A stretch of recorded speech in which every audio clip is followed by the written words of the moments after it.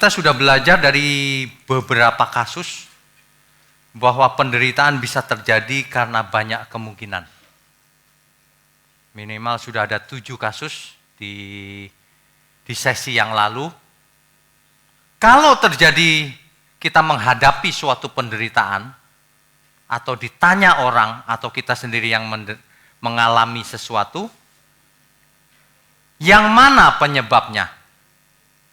Harusnya kita bisa mengira-ngira yang mana ya. Memang sulit mengetahui penyebab yang sebenarnya yang mana, memang sulit. Tapi minimal harus dibagi 2 penyebabnya. Yang pertama, penyebabnya diri sendiri bukan. Yang kedua, penyebabnya bukan diri sendiri. Kalau yang diri sendiri harusnya tidak terjadi. Itulah sebabnya kita mesti antisipasi. Baik aku makan, minum, apapun kulakukan untuk Tuhan. Supaya benar, jangan konyol. Makan sembarangan, ngomong sembarangan, sifat karakter kasar sama orang, kuper, gak mau bergaul. Susah sendiri nanti. Ya, tapi kalau hal-hal di luar diri kita, inilah yang kita mesti permasalahkan. Dalam beberapa kasus ini kita belajar sebenarnya respon yang penting. Respon itu yang menentukan. Contohnya pemazmur. Keadaan pemazmur tetap begitu loh. Tapi responnya benar. Di bumi tidak ada yang kuingini selain Engkau. Sekalipun dagingku dan hatiku habis lenyap, tapi Engkau tetap gunung batuku, Engkau Allahku. Iya kan? Sikap hati yang penting, respon dari kitanya. Ingat, proyek utama dari Tuhan itu bukan mau memanjakan manusia. Bukan mau manusia dibuat enak di bumi, bukan. Proyek utama manusia adalah proyek keselamatan.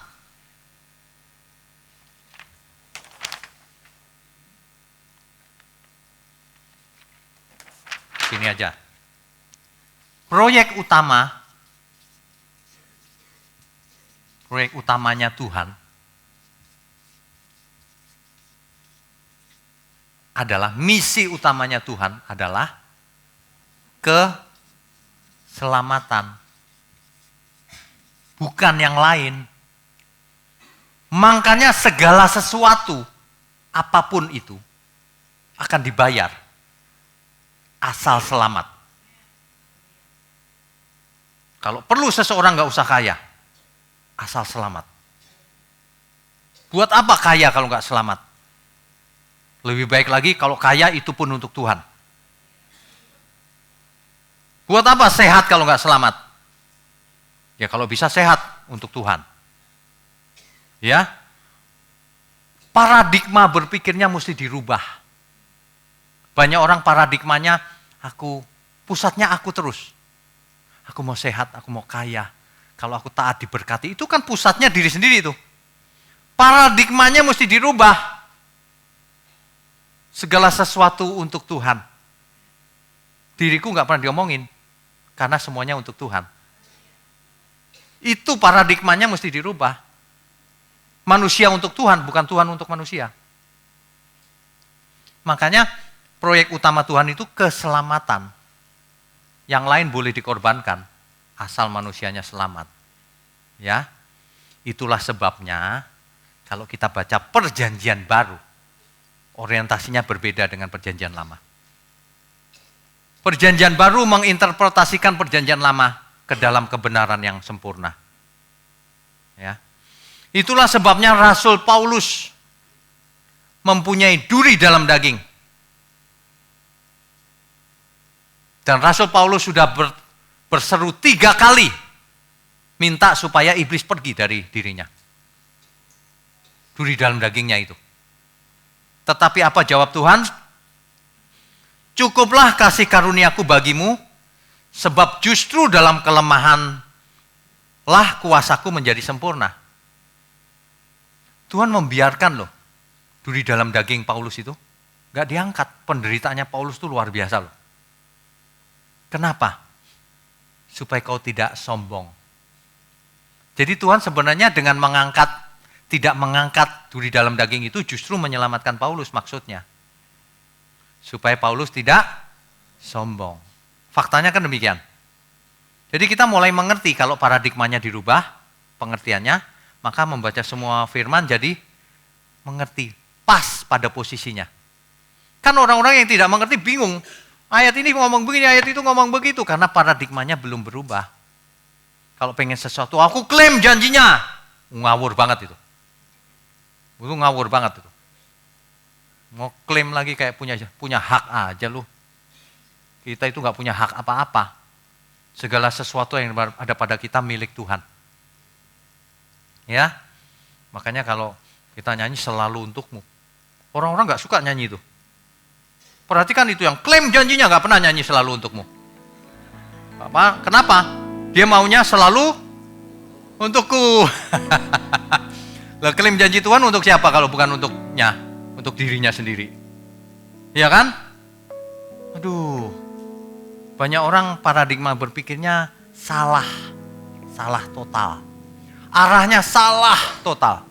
Arahnya harus ke Tuhan, ini arahnya ke diri sendiri. Seolah-olah rohani. Dan memang itulah prioritas Tuhan. Itulah sebabnya Ia menghajar orang yang dikasihinya dan menyesah orang yang diakuinya sebagai anak.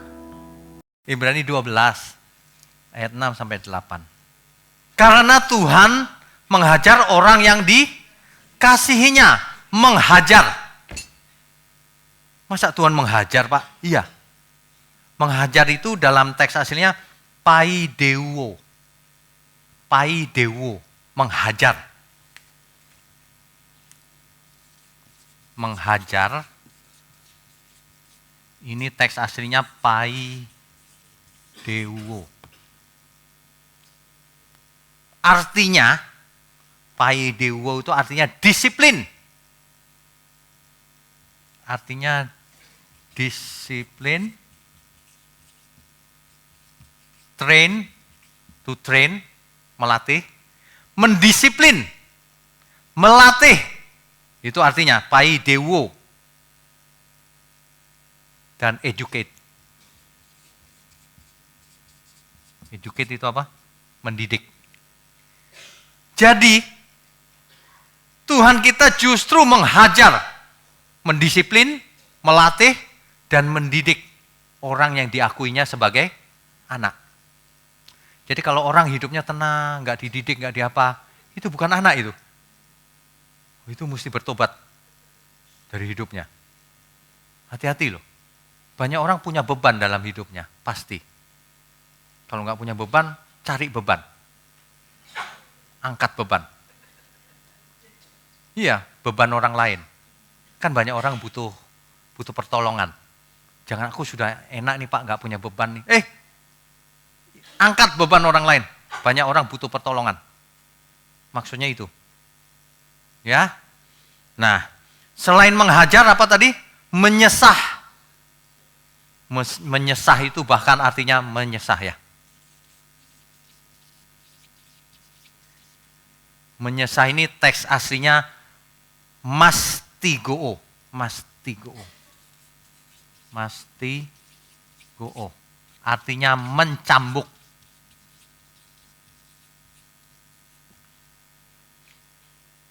Jadi kalau manusia diakui anak oleh Tuhan, di-training, dididik, didisiplin, kalau perlu dicambuk, bangun pagi, sekolah, enak aja kau molor terus, bangun, gitu. Kamu hidup itu dalam comfort zone, zona kenyamanan, bangun. Itu artinya harus jadi anak. Huios, itu luar biasa loh. Kita itu sangat beruntung kalau diperlakukan sebagai anak. Anak Allah yang maha tinggi. Tidak takut menderita. Katakan amin. Justru firman Tuhan berkata begini. Sebab kita dikaruniai bukan hanya untuk percaya kepada Kristus. tapi juga untuk menderita bagi dia, bagi Kristus. Harus. Bukan cuma percaya kepada Kristus, harus menderita bagi Kristus. Harus. Firman Tuhan loh yang ngomong. Makanya orang-orang yang sudah gak punya masalah, anak udah gede dan sebagainya udah gak punya masalah, angkat beban orang lain. Ikut pekerjaan Tuhan. Ayo, untuk Tuhan semuanya. Kan sudah gak ada masalah. Tapi yang sudah masih di dalam banyak masalah, udah tenang saja. Yang mana ya Pak, di antara 7 itu ya, diri sendiri bukan yang salah. Itu aja. Kalau diri sendiri ya nikmati situ kesalahannya. Jangan diulang lagi tapi. Ditanggung, berani bertanggung jawab. Salah ya udah, aku dulu salah. Sekarang aku mau tanggung jawab. Dulu aku makan sembarangan, sakit diabetes. Sekarang aku mau tanggung jawab. Mulai hari ini aku mau makan sayur-sayuran. Mentah. Ya dimasak juga. Diet ketat. Pasti sembuh. Pasti. Nggak ada yang nggak mungkin. Pasti sembuh. Manusia udah tahu salah, nggak mau memperbaiki diri. Sudah tahu salah, sudahlah Pak, Tuhan itu kasih adanya enak aja, kok kau yang ngatur? Ya, ini loh, ingat nih. Jadi orang menderita itu belum tentu dia salah. Diperlakukan Tuhan sebagai huyos. Ingat nggak waktu Tuhan Yesus habis dibaptis? Ada suara dari surga nembus ke bumi. Inilah anak yang kukasihi, kepadanya aku berkenan. Bayangin, ada suara dari surga nembus. Apa setelah itu Tuhan Yesus digendong-gendong, disayang-sayang? Dibawa ke padang gurun, dicobai iblis. Malah diadu sama setan. Malah sengsara, puasa 40 hari 40 malam. Diadu sama setan. Kan sengsara itu. Mestinya ini loh anak yang kukasih, udah disayang-sayang di rumah. Makanya kalau seseorang mengalami pencobaan berat, tapi bukan karena salahnya, itu artinya Tuhan sayang. Amin ya. Karena bukan salahnya. Tapi kalau itu salahnya, Tuhan tetap sayang, tapi harus bertobat. Hidup ini dibuat gampang saja. Jangan rumit-rumit. Manusia yang bikin hidup ini rumit.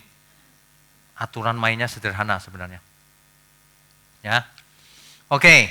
Nah, dalam Filipi 1 ayat 29, setiap orang percaya dikaruniai bukan hanya untuk percaya kepada Kristus, melainkan juga untuk menderita untuk Dia. Siapa yang dikaruniai itu? Setiap orang yang percaya, termasuk kita loh.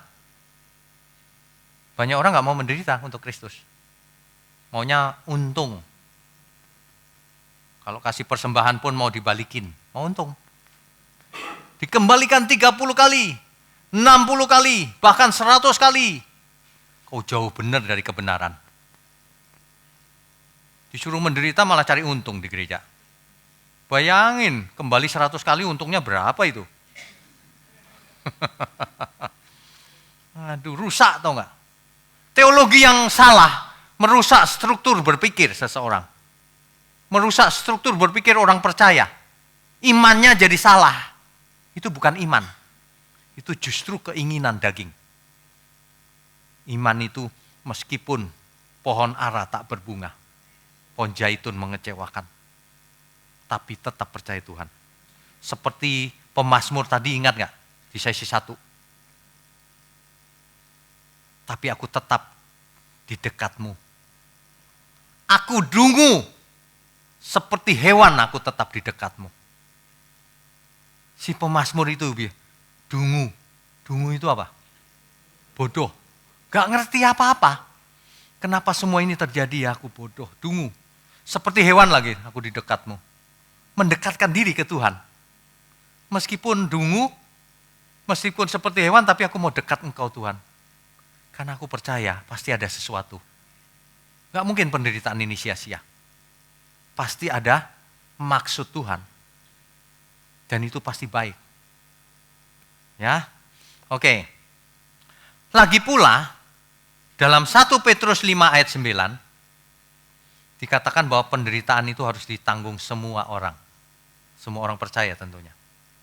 1 Petrus 5 ayat 9. Lawanlah dia dengan iman yang teguh. Dia di situ siapa? Iblis. Sebab kamu tahu bahwa semua saudaramu di seluruh dunia menanggung penderitaan yang sama. Jadi sebenarnya orang percaya itu menanggung penderitaan yang sama di seluruh dunia. Melawan iblis. Membinasakan pekerjaan iblis. Menyelamatkan banyak jiwa.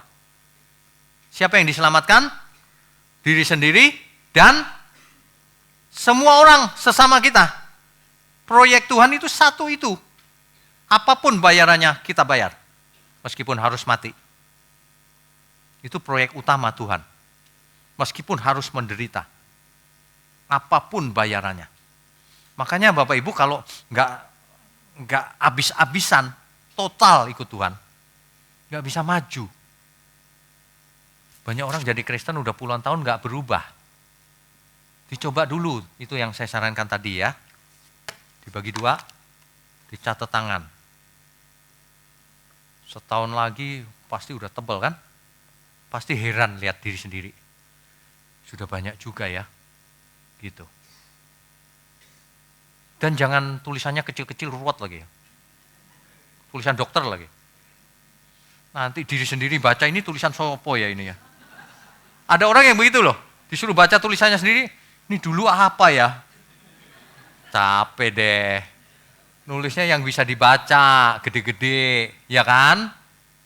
Satu halaman itu ya, biar cuma gambar sederhana misalnya ini.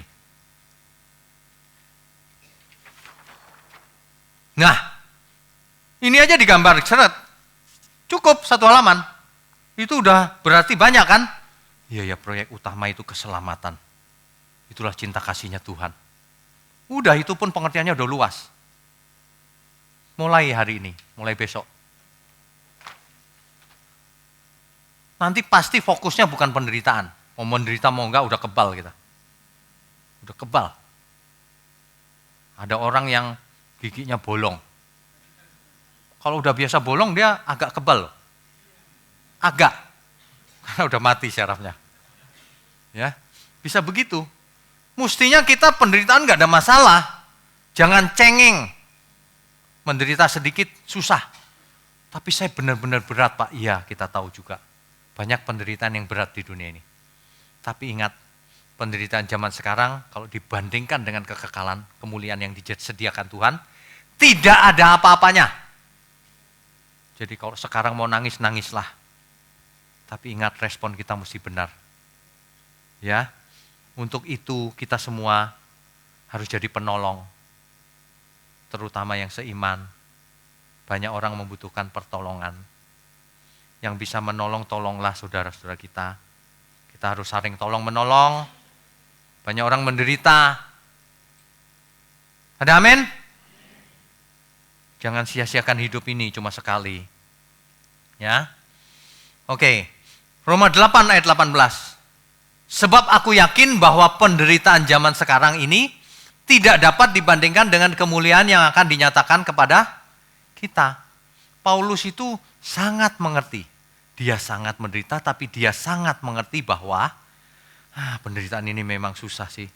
Tapi nanti lebih hebat dapatnya. Kemuliaan bersama Kristus itu jauh lebih hebat. Ya. Oke. Dan memang ya, orang percaya itu tidak boleh hidup santai-santai. Nggak boleh. Nggak boleh menikmati dunia santai-santai. Itu ajaran dari mana itu? Orang percaya itu nggak boleh pensiun dini. Nggak boleh. Kalau pensiun dini dari kantor boleh. Tapi pensiun dari hidupnya nggak boleh. Tiap hari cuma di depan pintu pakai kursi malas, kayak engkongkong gitu. Nggak boleh. Proyek Tuhan itu keselamatan. Kita harus mencambuk diri sendiri juga. Aku harus berguna untuk kemuliaan Tuhan. Aku harus berguna untuk pekerjaan Tuhan. Aku harus jadi berkat bagi sekelilingku. Harus banyak orang melihat kebenaran dalam diriku. Aku harus jadi anak-anak Allah yang maha tinggi.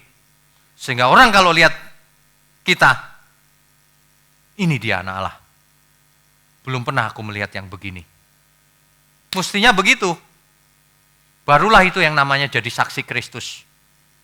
Itu saksi Kristus. Saksi Kristus itu bukan kemana-mana ngomong tentang Tuhan Yesus dengan mulut tok. Bukan. Saksi Kristus itu dengan perbuatan yang nyata. Amin ya. Hari ini fokusnya masih berkat melulu. Dunia sudah dalam bahaya, banyak orang menderita, malah gak mau peduli sama yang menderita. Malah selalu untukku. Dibilangin lagunya selalu untukmu, selalu untukku terus. Aduh, ego berhala manusia, dirinya sendiri. Diri manusia kalau sudah jadi berhala ya, itu sulit loh. Kecuali oleh pembaharuan akal budi, firman.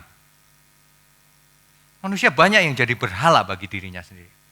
Aku sudah benar, yang penting aku selamat, yang lain ya urusan mereka lah Pak. Itu berhala itu. Berhala itu sesuatu yang merintangi kita dengan Tuhan. Banyak hal merintangi manusia. Hubungannya dengan Tuhan. Berhala itu apapun bentuknya. Jadi berhala itu nggak harus berbentuk patung. Justru patung nggak bahaya. Nggak patung bisa buat apa? Dibuang juga, diem aja dia. Berhala yang ada di pikiran manusia. Keinginannya. Karena setiap orang dicobai oleh keinginannya sendiri. Jangan bilang Allah yang mencobai. Banyak kasus manusia dicobai oleh keinginannya sendiri. Dan itu akan melahirkan dosa. Dan dosa itu akan melahirkan maut. Jadi kalau seseorang masuk neraka, gak bisa komplain dia karena apa? Karena dirinya sendiri. Tuhan sediakan keselamatan, kau tidak meresponi. Tuhan sudah sediakan cintanya, kau tidak balas mencintai. Gak balas mencintai. Responnya mana? Iman kita mana? Iman itu respon. Omong kosong iman di mulut tok itu. Yang penting mengaku Yesus Tuhan Pak. Salah itu. Iman itu respon terhadap anugerah Tuhan. Anugerah disediakan bagi semua manusia. Tapi ada yang meresponi, ada yang tidak. Cintanya Tuhan ditujukan ke seluruh manusia. Tapi ada yang membalas cintanya Tuhan, ada yang tidak membalas. Tuhan tidak pernah pilih kasih. Aku lebih mengasihi yang ibu ini dibanding ibu ini misalnya. Enggak. Kenapa yang satu lebih dikasihi seolah-olah? Karena yang satu membalas cintanya Tuhan. Jadi terjadi cinta mencintai, saling mengasihi. Yang satu tidak membalas ya lepas. Fokus diri sendiri. Fokus ke Tuhan. Ada amin? Bertobat Bapak Ibu. Perbarui akal budimu. Kalau kita mau hidup kudus harus mempersiapkan akal budi kita. Harus. Ya. Dan memang orang percaya tidak boleh santai-santai dalam hidup ini. Kenapa? Yang pertama harus menyangkal diri. Lukas 9 ayat 23 sampai 25. Kata Tuhan Yesus kepada mereka semua, setiap orang yang mau mengikut aku, ia harus menyangkal dirinya. Memikul salibnya setiap hari dan mengikut aku. Orang tidak mau menyangkal diri, tidak mau kehilangan nyawanya dan seterusnya, tidak dapat jadi muridku.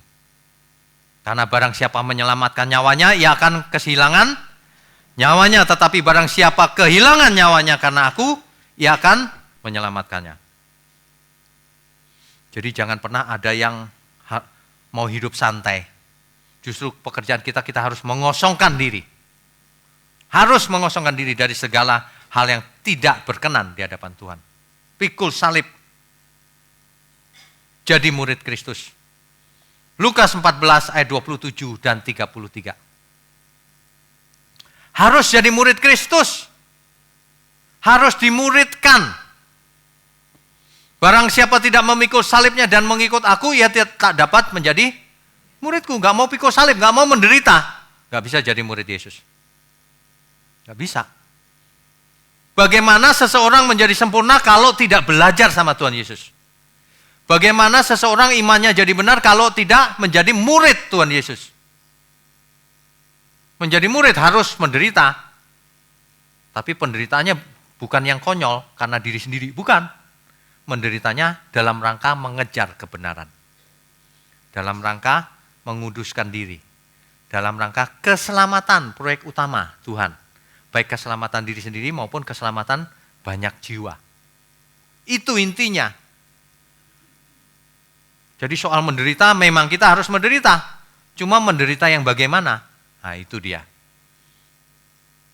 Yang ideal ya kita nggak perlu kena kanker dong. Supaya efektif untuk pekerjaan Tuhan. Ada amin? Makanya belajar hidup sehat yang benar. Persembahkan itu sebagai persembahan yang kudus, sejati, persembahkan tubuhmu. Tubuh kita itu jadi persembahan yang hidup. Bukan dibakar jadi persembahan bakaran, bukan. Yang hidup. Sehingga berkenan di hadapan Tuhan. Yang kudus, tak bercacat, tak bercelah. Itu intinya di sana. Ya. Alkitab berkata bahwa kita harus berbahagia kalau menghadapi berbagai macam pencobaan. Sebab akan menghasilkan ketekunan dan kelak akan menerima mahkota jika dapat bertahan dalam pencobaan itu. Itu Yakobus 1 ayat 2 sampai 3. Yakobus 1 ayat 2 sampai 3 dan ayat 12. Ya. Alkitab juga memperingatkan bahwa tiap-tiap orang dicobai oleh keinginannya sendiri dan akhirnya melahirkan dosa dan berakhir dengan maut. Itu Yakobus 1 ayat 14 sampai 15. Kesimpulannya begini loh Bapak Ibu. Jadi apapun keadaan seseorang, ya. Jadi apapun keadaan seseorang itu tidak harus menjadi halangan untuk menjadi seperti yang Tuhan inginkan. Kita sekarang menderita, kita sekarang apapun keadaan kita, jangan itu jadi halangan bagi kita untuk menjadi anak-anak Allah yang maha tinggi. Jangan fokus pada penderitaan. Fokus pada Tuhan Yesus. Ada amin? Apapun bentuk penderitaannya. Sebab kalau kita fokus ke sana, penderitaan itu pun menjadi berhala. Ingat, jangan jadikan penderitaan itu berhala. Ada orang yang menderita karena suaminya nggak benar, kasar, memperlakukan istrinya sembarangan, istrinya suka ditendangin. Dia pikir cari istri buat jadiin bola apa? Istri ditendangin. Yang kayak begitu nggak mau bertobat lagi, nggak mau bertobat ya tunggu tanggal mainnya. Istrinya ya sudah diam saja. Tapi jangan itu menjadi penghalang kita datang kepada Tuhan. Amin ya. Fokuskan aja Tuhan. Suamiku itu Tuhan, tolong jangan disambar geledek Tuhan. Kasih kesempatan dia untuk bertobat. Supaya sebelum mati minimal bertobat. Ini ada satu hal yang mesti dikhotbahkan memang. Banyak orang begini, aku nanti bertobat Pak pada waktu terakhir. Sudah detik-detik terakhir aku bertobat. Dia pikir orang bisa bertobat detik terakhir. Jadi sebagai catatan begini loh Bapak Ibu. Benang merahnya mesti kita tarik dari semua kasus yang kita dengar tadi. Ya. Kita mesti melihat gambar besarnya. Kita hidup di dunia sekarang ini. Yang pertama, faktanya dunia ini adalah dunia yang berbahaya. Dunia ini bahaya loh. Banyak orang jahat. Ada iblis, ada setan, ada roh-roh jahat. Ada orang-orang yang mengikut setan. Ada antikris yang benci banget sama pengikut Kristus. Bahaya banget. Kita bisa setiap saat mati loh, diserang. Bisa. Bahaya dunia ini. Dunia ini sudah dikutuk, sudah jatuh dalam dosa. Dan akan berakhir menjadi neraka. Kita tahu hal itu. Jadi kalau manusia yang ada di dalamnya menderita, itu wajar, masuk akal. Ada banyak penyebab manusia menderita. Itu tadi ada 7 kan minimal ya.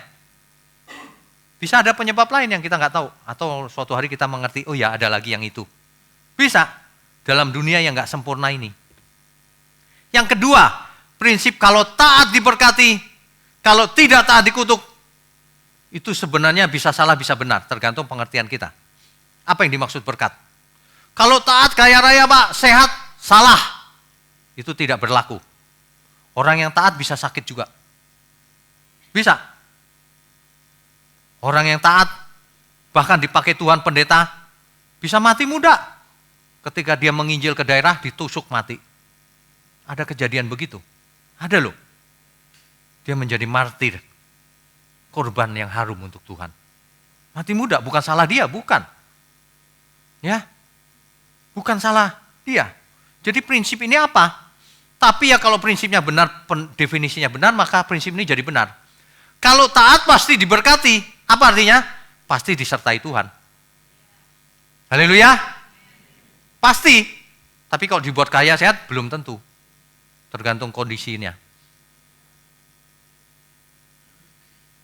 Kalau tidak taat pasti dikutuk. Tergantung kutuk apa dulu. Kalau tidak taat, kutuknya itu kemiskinan Pak, ini penyakit. Enggak juga. Karena banyak orang yang jahat bahkan. Sehat kan hari ini? Berkuasa. Menindas orang, ngomong sembarangan, menghina. Anggap orang lain enggak ada artinya. Suka-suka sendiri gitu, kayak dunia ini milik dia gitu. Ada banyak. Tunggu tanggal mainnya.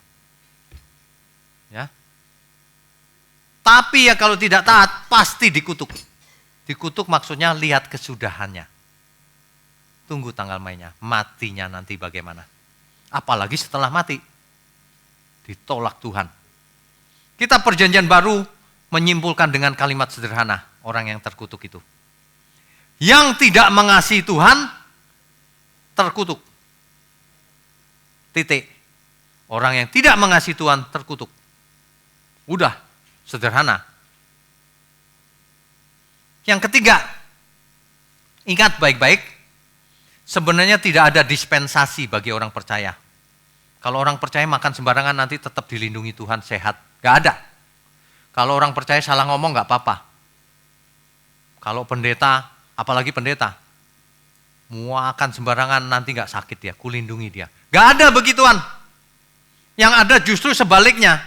Kalau engkau mengaku beriman, jaga tubuhmu. Tubuhmu bait Allah. Roh Allah tinggal dalam diri kita. Ada amin? Justru sebaliknya, kita harus bertanggung jawab. Bukan mau dapat dispensasi.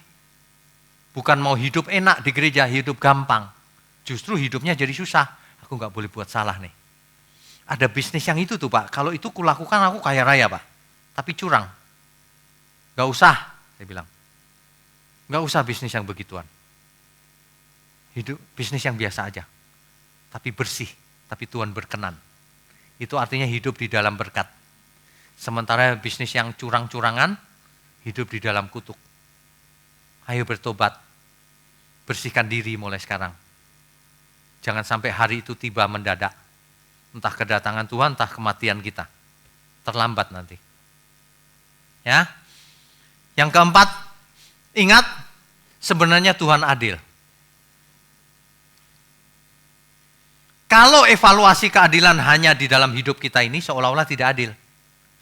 Loh dia orang baik loh Pak. Taat Tuhan, gak pernah apa. Kok mati muda? Seolah-olah gak adil ya.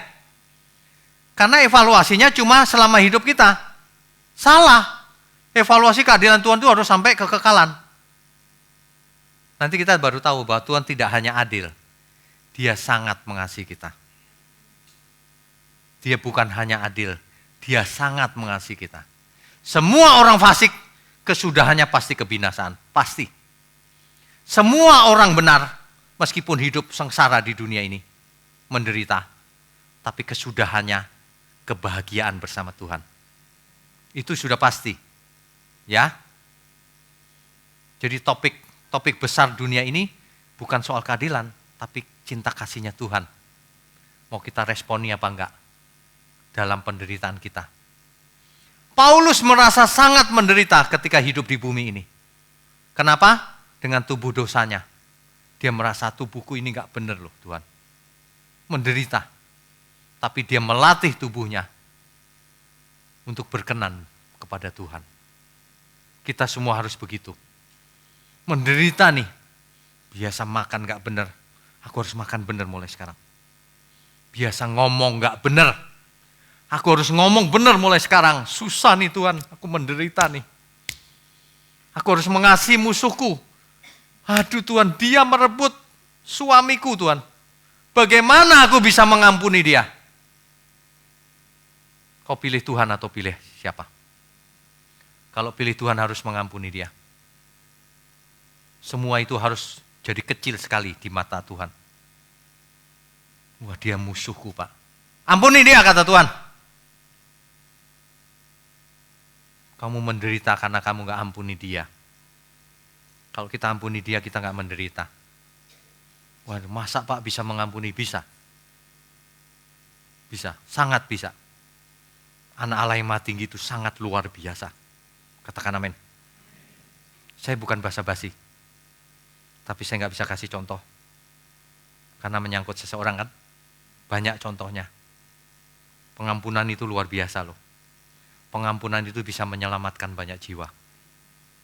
Kalau Tuhan mengampuni kita, Tuhan mau menyelamatkan kita.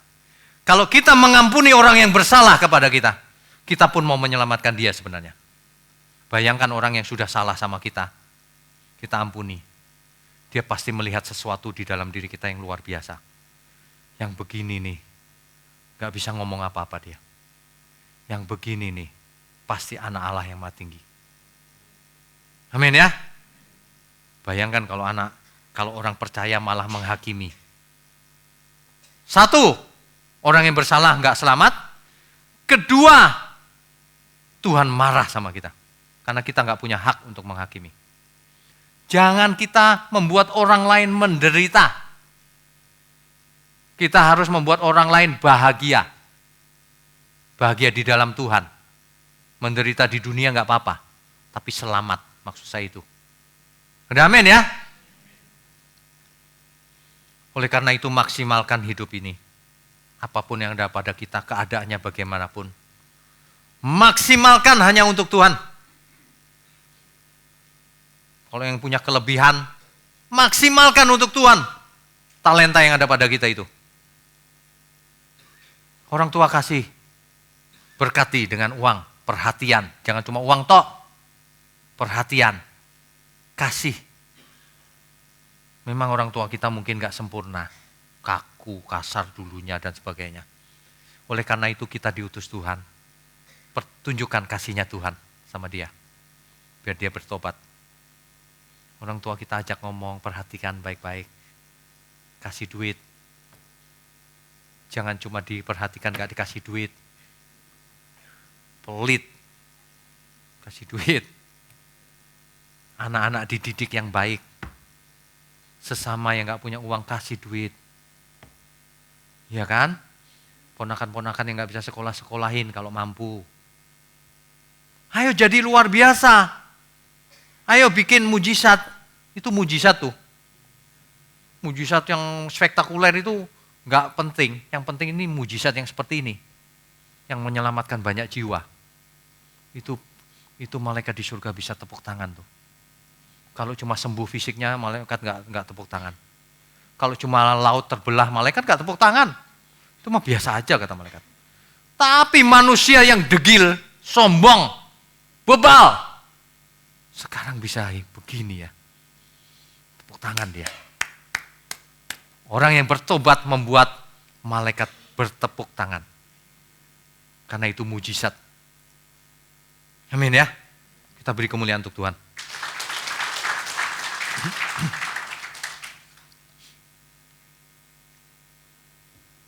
Kita harus mengerti gambar besarnya. Nah ini gambar ini mesti difoto nanti.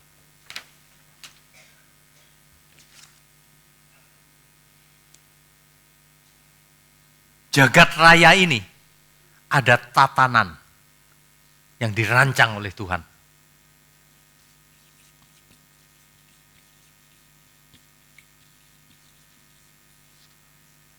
Ada tatanan, ada sistem yang dirancang oleh Tuhan.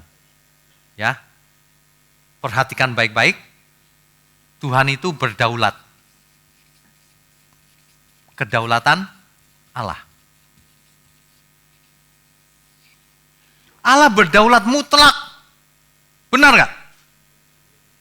Kalau Allah mau mematikan seseorang karena dia jahat, mati sekarang. Mati loh orang. Dia berdaulat penuh. Kalau dia mau menolong orang yang dikasihinya, sembuh. Langsung sembuh. Langsung sembuh. Saya sudah pernah sampaikan ya, kaki saya lumpuh 3 minggu, gak ada yang bisa nolong. Saya tengking dalam nama Yesus, sembuh. Keluar penyakit, sembuh.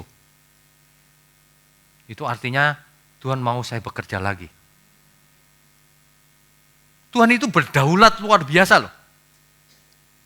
Makanya kalau roh Allah ada dalam diri kita, mestinya kita gak khawatir apapun. Dalam kasus paling jelek, kanker nih Tuhan, kok gak disembuhkan? Berarti Tuhan mau kita pulang. Nah gitu kan artinya, lah ada roh Allah, udah biarin, pulang aja. Ya kita pulanglah. Ada amin gak ini? Wah hebat ya. Berani ngomong amin, hebat. Iya, paling banter kita mati bukan? Yang penting Tuhan berkenan. Ada kedaulatan Tuhan. Kita hidup menuju apa itu? Kuburan. Setiap kita menuju kematian bukan? Dan ada kekekalan di sini. Kan dunia ini seperti ini, makanya punya gambar yang besar. Ada Allah yang berdaulat. Kita hidup di bumi ini menuju kematian. Setiap orang berbeda tanggalnya, kasusnya beda, cara matinya juga beda. Kan begitu kan? Gambar besarnya itu begitu. Manusia punya roh. Ya kan? Di surga ada Allah, Bapa. Ada siapa lagi? Ada Tuhan Yesus.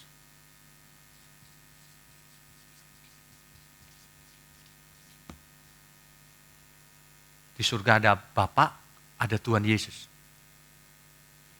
Di bumi orang percaya disertai oleh Roh Kudus. Mantap gak? Ada Roh Kudus dalam diriku. Ada apa lagi di bumi?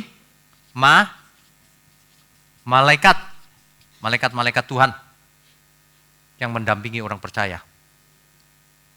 Tapi ingat, di bumi juga ada setan atau iblis. Ada siapa lagi? Roh-roh jahat. Dan ingat, ada sesama. Sesama ini dibagi dua, orang yang berdiri di pihak Tuhan sama orang yang berdiri di pihak setan. Coba lihat gambar besarnya. Kita hidup tuh seperti ini sebenarnya. Benar ya? Nah, kalau sistemnya begini,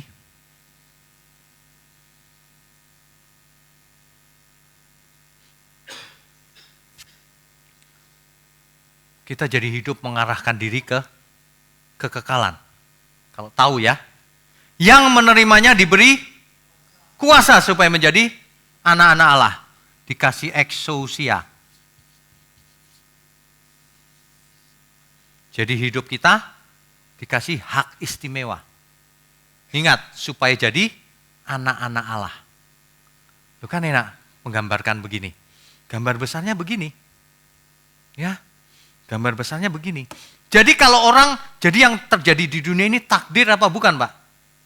Bukan. Interaksi semua ini. Jadi kalau seseorang sakit karena apa, Pak?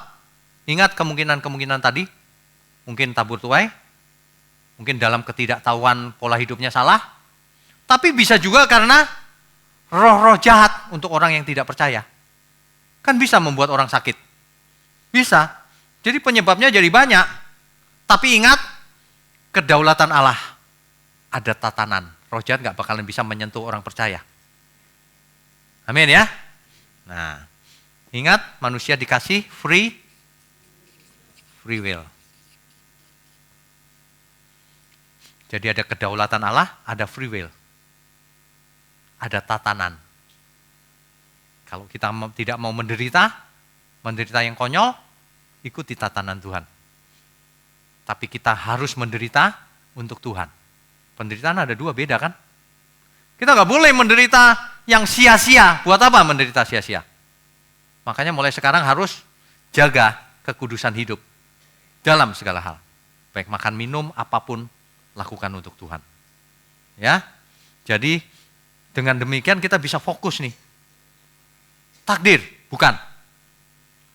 Acak kejadian di dunia, tidak acak. Ada sistemnya, ada tatanannya yang dari surga. Barang siapa menabur, dia menuai. Itu pun masih ada pertolongan Tuhan. Kalau Tuhan mau tolong, semua udah gak penting penyebabnya. Sembuh juga. Tapi itu kehendak Tuhan, gak bisa kita paksa. Kan banyak orang mau memaksa Tuhan tuh, dalam nama Yesus, aku gak mau Pak, mamaku ini mati, bangkit. Kehendak Tuhan gak mau membangkitkan, ya gak bangkit. Kita mesti dewasa. Orang yang dewasa imannya, biarlah kehendakmu yang jadi Tuhan. Seperti Tuhan Yesus.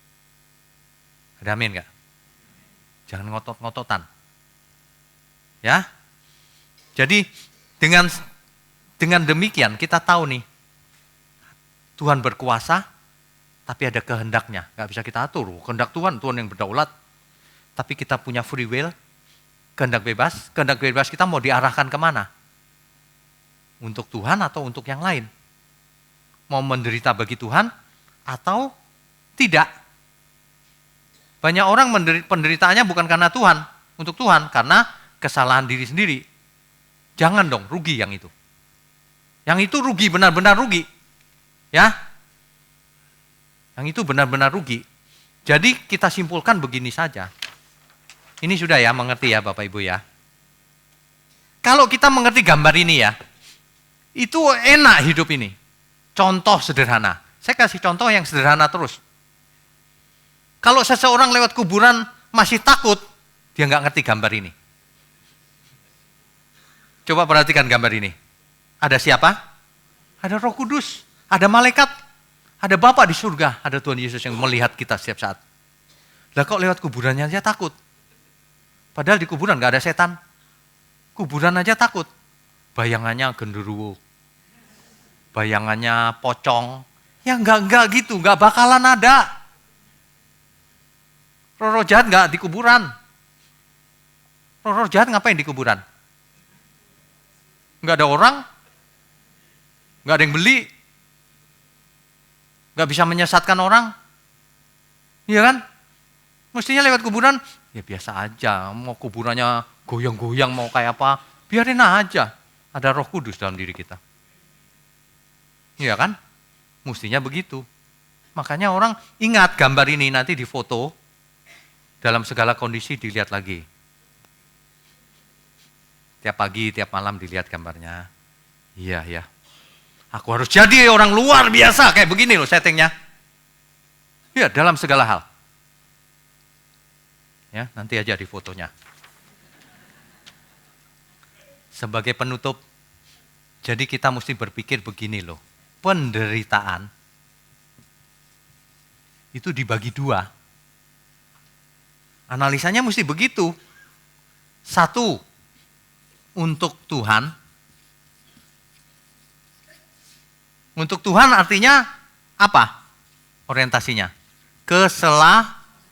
Keselamatan. Keselamatan ini baik diri sendiri maksudnya, maupun sesama. Untuk Tuhan. Nah, penderitaan yang satu lagi, penderitaan yang sia-sia. Udah menderita, sia-sia lagi gak selamat. Kasihan deh. Nah, yang sia-sia ini, kesalahan diri sendiri atau faktor lain. Semua kemungkinan tadi itu. Ya, bisa sia-sia. Kesalahan diri sendiri atau faktor lain. Pak, saya buat salah, Pak. Kakiku putus. Dulu saya trek-trekan waktu masih muda. Merugikan kan itu? Menderita kan? Ya sudah, karena diri sendiri kan salahnya. Tapi ingat, apapun yang terjadi bisa diubah menjadi berkat. Apapun. Jadi semua kesalahan pun bisa menjadi berkat untuk Tuhan. Roma 8 ayat 28. Apapun yang terjadi mendatangkan kebaikan bagi orang yang mengasihi Tuhan. Jadi sebenarnya ya kita buat salah banyak juga nih, salahnya zaman dulu. Sehingga saya agak menderita sekarang, Tuhan. Atau memang menderita. Ya udah gak apa-apa. Ke depan yang benar. Tapi saya makannya jadi sederhana, Pak. Sekarang tempe melulu, Pak. Enggak apa-apa, malah sehat. Malah sehat. Saya tiap hari juga cuma tempe kok makannya. Kadang-kadang ayam. Ikan. Kepala babi enggak pernah. Lemak-lemak binatang enggak pernah. Darah enggak pernah. Yang dilarang-larang Alkitab enggak bakalan saya makan. Enggak bakalan. Cuman untuk membuktikan bahwa tidak ada yang haram, setahun sekali mungkin secuil. Saya cuma buktikan ke orang, ini nggak bikin dosa, kamu jangan salah mengerti. Ini kotor, kalau dimakan nanti bisa nggak sehat. Dan kalau nggak sehat tubuh kita harus milik Tuhan kan? Jangan, ya jangan suka itu main-main. Penderitaan dibagi dua, apapun keadaan kita, fokuskan pada ini sekarang.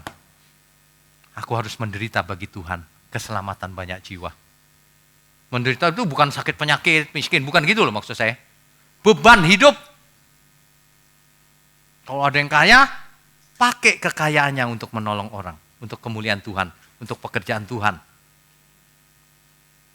Itulah hidup yang diberkati itu sebenarnya itu. Hidup yang ada di dalam Tuhan. Apapun keadaannya itu diberkati. Berbahagialah orang-orang seperti itu.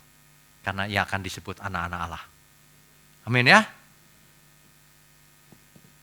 Kalau sudah begini, maka penderitaan sudah gak penting. Aku menderita nih, gak bisa punya rumah. Ya gak apa-apa, emang kenapa? Emang masalah? Gak apa-apa, asal bisa ngontrak. Nah gitu aja, kerja keras yang penting. Ayo kerjakan bagian kita. Hidup kudus tak bercacat, tak bercelah. Baik aku hidup, hidup untuk Tuhan. Mati pun untuk Tuhan. Katakan amin. Amin, beri kemuliaan untuk Tuhan.